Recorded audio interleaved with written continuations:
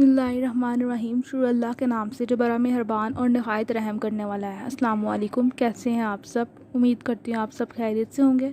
आज आप लोगों के साथ एक अनोखा और बहुत ही हैरत अंगेज़ वजीफ़ा शेयर करने लगी। बहुत ही ख़ास वजीफ़ा है, लाइलाज बीमारियों के लिए ये वजीफ़ा है।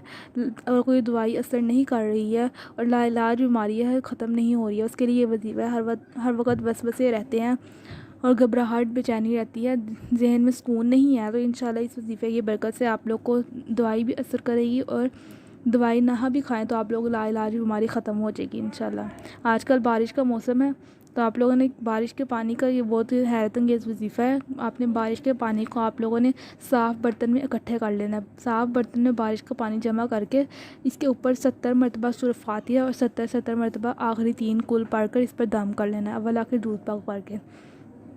सारा दिन खाने पीने में यही पानी इस्तेमाल करें।